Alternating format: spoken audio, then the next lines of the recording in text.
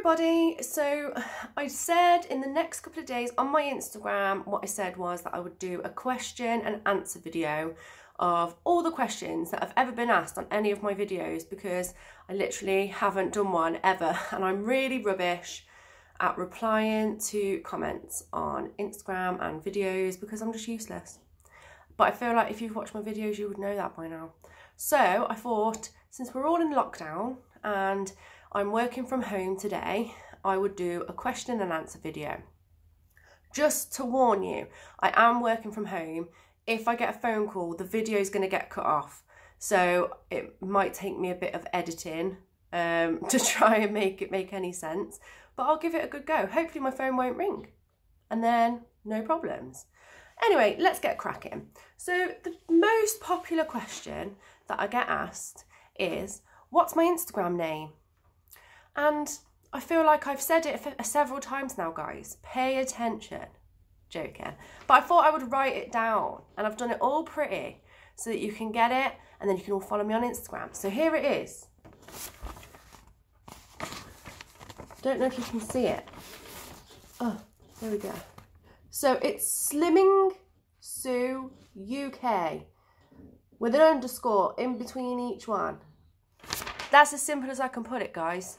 Okay, that's my Instagram name. Right, first question comes from Vicky Coleman. Vicky Coleman says, which is more painful? Is it a gastric sleeve or a tummy tuck? She is planning to have UK surgery for a breast and tummy tuck, and how much does it cost? So I think the pain for both surgeries are completely different because they're both challenging in their own way. So with the gastric sleeve, there's a lot of preparation. You have to lose weight before you have the surgery, and you have to do a liver reduction diet, which makes it really, really hard to do because you have to restrict what you're eating for 3 weeks before the surgery. So there's nothing to stop you from eating. It's pure willpower, and that can be really hard. In terms of the surgery itself, I had a couple of minor complications. I had an impacted bowel, which was really, really, really painful. The surgery itself doesn't really hurt. It's keyhole surgery. If you've ever had anything like a gallbladder out or an appendix out, then I imagine it's the same sort of thing. So you get a bit of discomfort, a bit of wind in your stomach from where you've had surgery. That's quite painful, but you drink a bit of lemon squash and burp it out and then you feel a bit better. You have painkillers after a gastric sleeve, and it's not really the surgery that's painful, to be honest, after the sleeve. It's the recovery. The recovery after the sleeve is really hard because it takes months and months and months to recover, to get your diet back in check and to increase what you're eating gradually over time. I mean, you can't have anything at all for the first week. It's literally water, but you don't want anything. And then when you have to gradually start eating, it's really hard. So, and it can be painful when you start eating more solid foods and stuff again. And I still get pain now because of the surgery. I've got a complication that I don't know what it is yet. It's being investigated. So the gastric sleeve can be painful, but it's a different kind of pain. The tummy tuck is painful because you're having your entire body cut in half, because I had a 360 tummy tuck. So literally they cut my body the entire way around, took all the skin off and then pulled me back together. So you have stitches around your entire body. It's not comfortable to lie in any kind of position. You can't lie on your front at all. You can't lie on your back comfortably because you've got stitches around your entire back. Lipo literally feels like you're on fire for about 3 weeks after surgery, and it really hurts. The swelling after a tummy tuck is next level. You feel like you're going to explode, and you have to wear a corset for 10 to 12 weeks after this surgery, and it's really tight, and the swelling is intense, so you feel like you're being crushed. Your entire and it's your entire body. You know, obviously not your legs and your arms, but your core is being crushed the entire time, and it's really uncomfortable. It's really painful. I took codeine for weeks while I was recovering from my tummy tuck, and there's lots of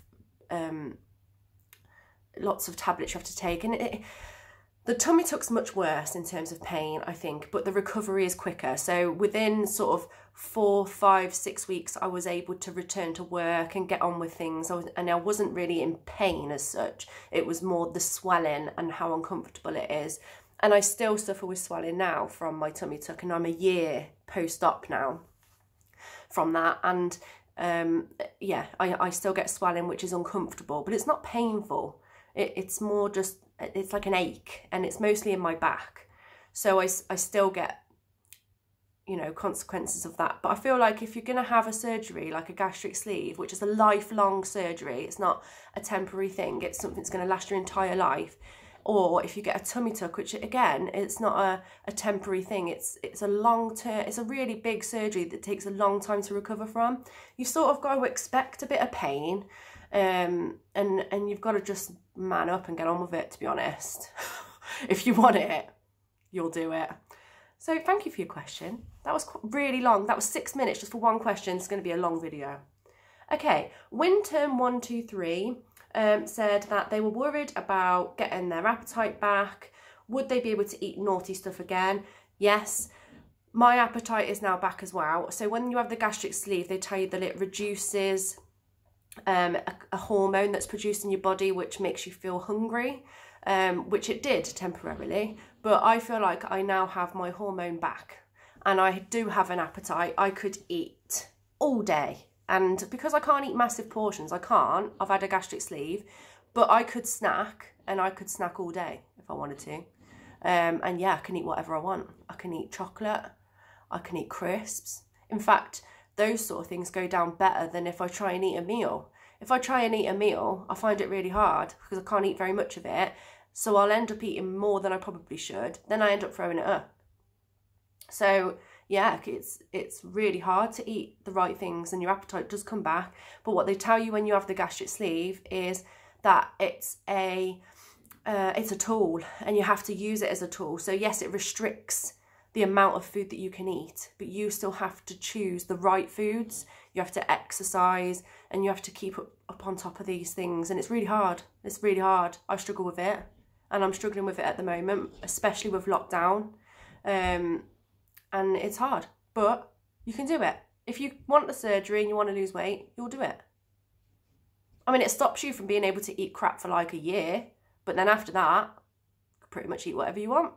So it's up to you, isn't it? But she had a bit more, she had reached her target weight, but wanted to lose a bit more. Was this okay? So the target weight that the hospital give you is just to get down to your healthy weight. And it's entirely up to you what weight you want to be. Obviously, you want to be healthy. But I got my target from the hospital, I think, was 12 stone to get down to, and they would have been happy with that. My target weight personally was 10 stone 8, which I got down to. I did go down to 10 stone 8, and actually I went a bit lower than that. I went down to 10 stone 4, and I was too light then for my height. I looked skinny. I looked probably a bit unwell when I went really, really skinny.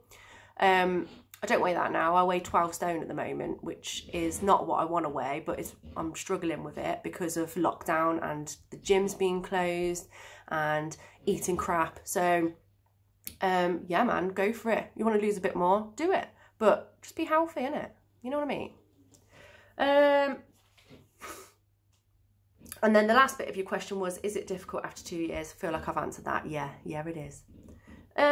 McRae 1988, sorry McRae, said, what is my relationship like with food now? Awful. I want to eat crisps, and I want to eat chocolate, and I want to eat like, oh, it's Easter, so I want to eat like hot cross buns and scones and Easter eggs. But I try not to all the time. It's really hard though. You can only do what you can do, can't you?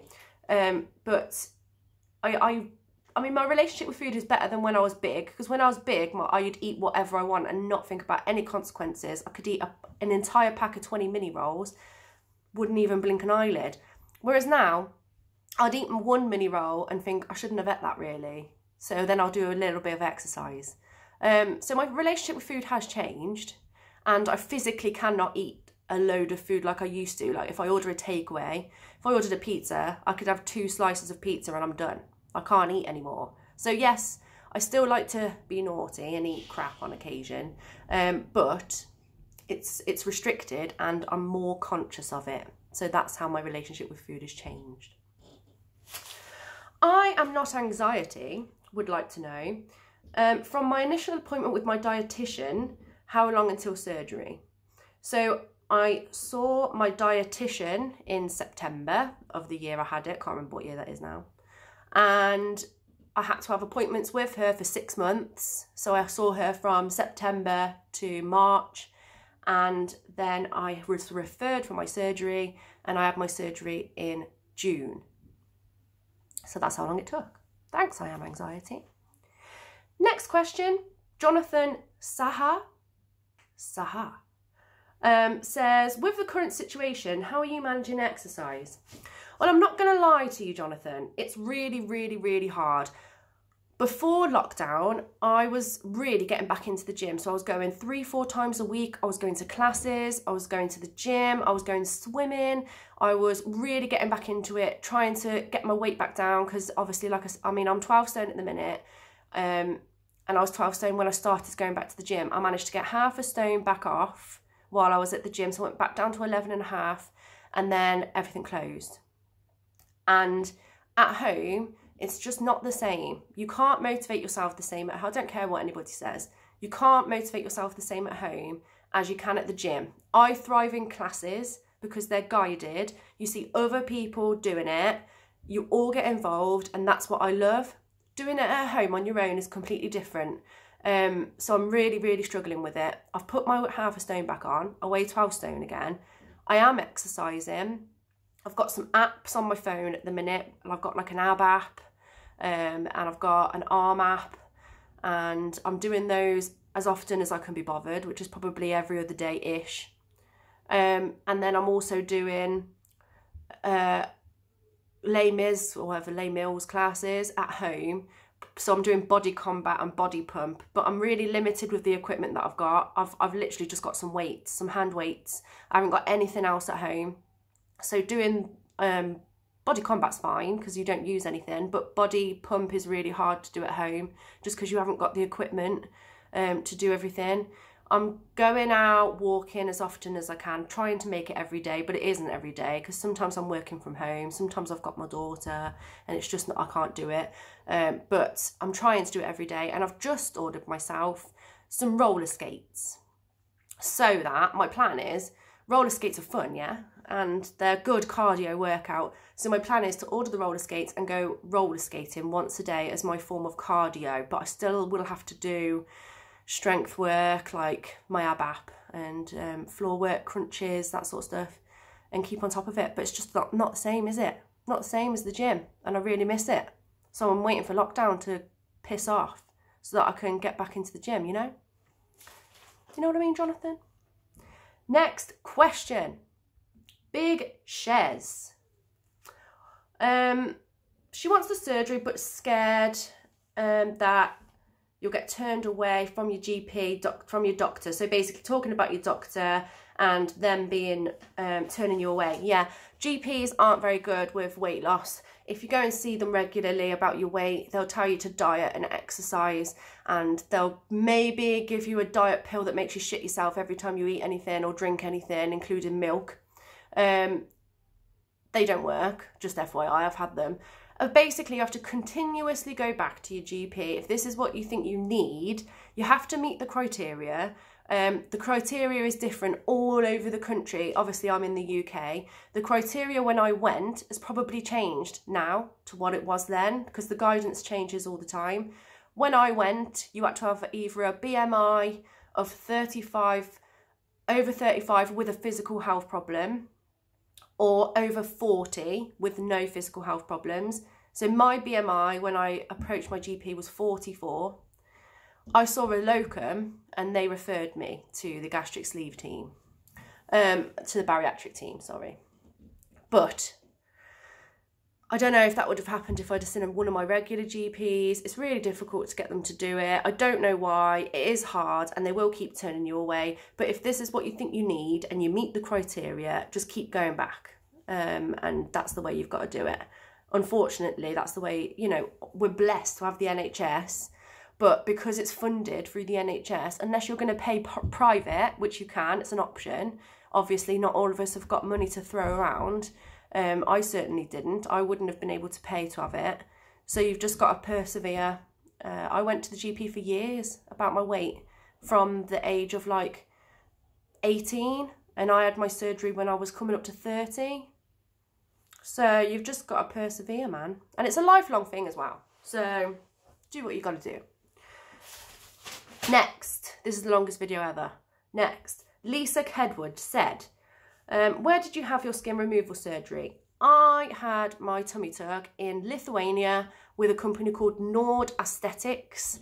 They're a small hospital over there and brilliant, really good. I'd really recommend them, really cheap and brilliant work. Research them. They've got Facebook pages. They've got a website. They show you before and after photos. If it's something you're considering, they've got a Facebook group that's closed for people who are considering surgery. You'll only be able to access that group if you inquire with them about surgery, and then they'll give you access. You can look at then people's experiences there, the before and after photos, and that's what I did, and it literally convinced me that that's where I needed to go. The work that they do there is, you know, pretty banging, and their hospital is next level. It's like being in a spa. With some beautiful food, and it's cheap, man. Cheap. So yeah, have a look into it, see what you think. JC asked, would you recommend getting a tummy tuck in Lithuania? How much was it, and how was the scarring? So yeah, I feel like I've just said that they're really good. I definitely recommend them.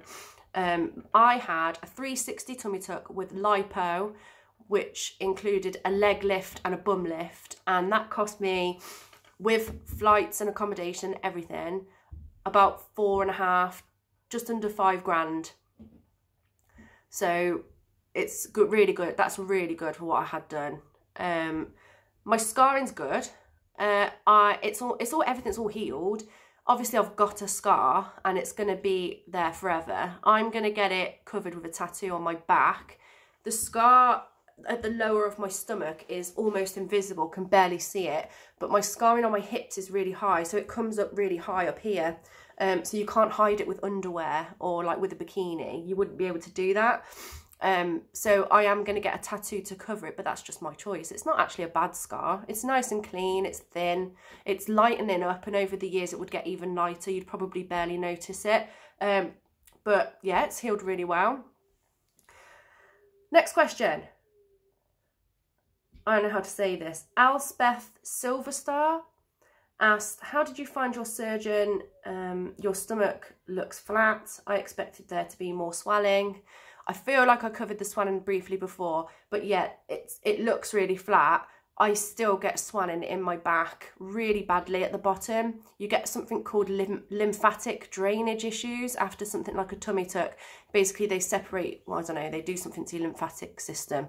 So the drainage in your body, your natural drainage that happens, doesn't happen as effectively. So I get really, really bad swelling in my lower back, right where my scar is on my bum crack, and then just at the bottom here in the lumbar bit. And I have to go for regular lymphatic massages, and I'm a year post-op, and I'm still getting swelling, and I just feel like it's going to be there forever at this point. I don't really tend to get it in my stomach, but some people do after a tummy tuck. They still get swelling. So yeah, it's just about dealing with it, like I said, and having the massages. Yeah, swelling is there. Believe me, the swelling happens. Kitbit asked, is there any reviews of Nords that you would recommend? Like I said, if you're actually looking into going for surgery with Nord Aesthetics, inquire with them on their website about the surgery, and then they can direct you to their Facebook group, and that way you can do all your own research and look at all of the befores and afters and all of the experiences that people have had there, because it's a really useful tool to research the hospital. Marika James asked, how long after being referred by your GP did you have surgery? So I said before that I saw the dietitians in September. I saw my GP in the March of that year. The GP referred me to the dietetics team. I saw the dietitian in September. That finished in the March, and then I had my surgery in the June. So it took like 18 months-ish to have the surgery from seeing my GP. So it's quite a long process, but this is a lifelong thing, guys. It's a lifelong thing. Just think about it like that. CMAC asked, has exercise helped to avoid excess skin? No. In a word, I'm sure it probably would with some people. If you haven't got loads and loads of skin, I was really big and I had loads of skin. So exercise isn't going to get rid of that. Skin, once it's stretched, doesn't unstretch unless it's short-term stretching. Like if you were pregnant and you stretched your stomach out, then you can get it back. But I'm sure people still have a little bit of skin after that. If your stomach is stretched for years and then you lose the weight, it ain't going nowhere. That skin is going to stay. You will have to have some sort of skin removal surgery if you want to get rid of it. Or you can just have it and wear it with pride and do whatever you want. But I personally didn't like it. I got it removed. I've still got skin here on the side of my, like under my side booby bits, under my armpits, and my arms have still got skin as well. I've got a baggy hoodie on so you can't see it. But I've still got skin there, and I would consider going back for further surgery in the future to have that removed. At the minute, I can't afford it for one, and I'm all right. It's not as bad as my stomach. I hated my stomach. So the fact that that's done, I'm happy with that. It's only been a year since I had that done. So I need to fully heal, really tone in the gym first and get things really, really tight before I would consider going back for further surgery. But yeah, essentially exercise doesn't help with skin. If you've got skin, you've got skin. Soz.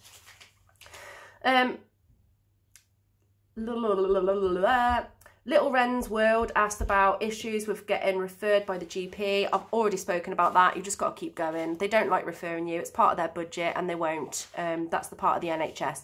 If you want to pay private, do it if you can. If not, just keep going back and nagging them.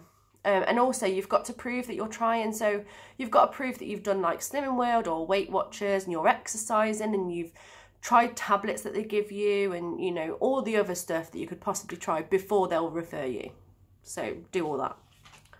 Lindsay asked, do you still enjoy food? Lindsay was 5 weeks post-op and said that she was not enjoying food. Yes, I do, Lindsay. I love food, in fact. And I've found that I have like certain foods that I eat every day. I'm not going to tell you what they are because they're not necessarily healthy. But I eat the same thing every day. And I love it. I love food. It takes ages to like food. If you're only 5 weeks post-op, you're not even eating proper food yet. You've got to eat like mushy, blended rubbish. That is not food, Lindsay. Believe me, in a year, you're going to be eating normal food again. Or after 2 years, like me, you'll be eating Easter eggs and hot cross buns or whatever they're called. So you'll love food again. It just takes it takes time to readjust, and you've got to keep a healthy relationship with food. I'm going to say that even though I haven't got one at the moment, because that's what I should say. So, yeah. Happy Go Lucky, we're nearly at the end, guys. Happy Go Lucky asked, did you have to do exercise classes before a referral for the gastric sleeve? No, I didn't. What I did was I went to my GP, they referred me, and then when I saw the dietitian, I had to lose 5% of my overall body weight within 6 months to be eligible for surgery. So you get referred first. You don't have to do anything before that. Like I said, you've got to prove you've been trying, like I said before. And then you'll get referred and the team will tell you what to do. They'll tell you what to do in terms of your diet. They'll tell you what to do in terms of your exercise. Essentially, increase your exercise a bit and don't eat as much. And you'll lose 5%. If you're massive, like I was 24 stone, losing 5% of that is nothing. It's so easy. All you do is literally reduce your diet a little bit and start increasing your activity a little bit and you'll lose 5%. It's being stuck in bad habits that keeps you that size because you don't do anything, you don't exercise, and you eat loads. It's easy, I mean, it is really simple. So yeah. My last question is from a young girl called Mola Minati.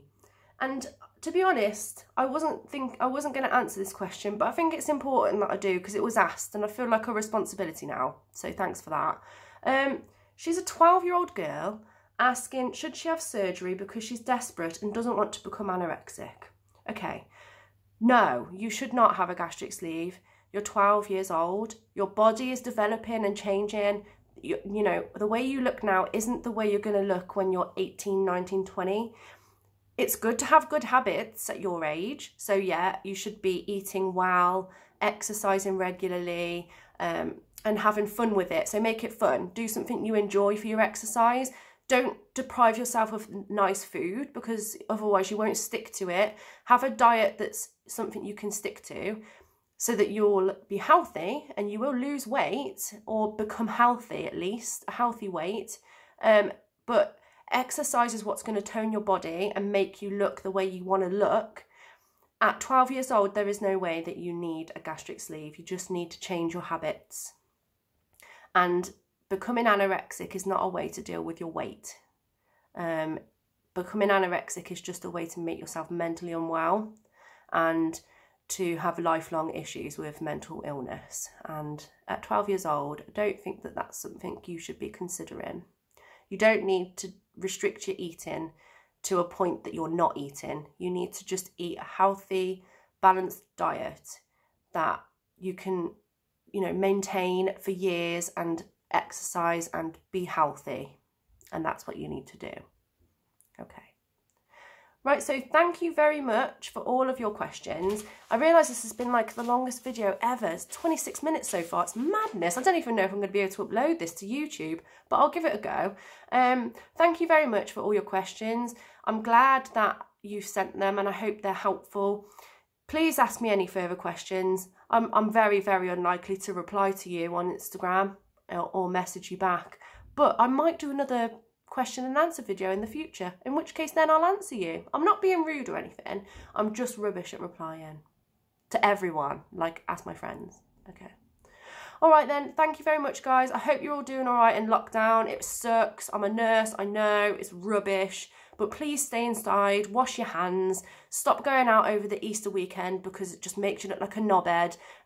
You don't need to go and lie on a field and enjoy time with your friends when you could be at home safe and not having one of your family members die of coronavirus, okay? Thank you. Goodbye everyone. Happy Easter.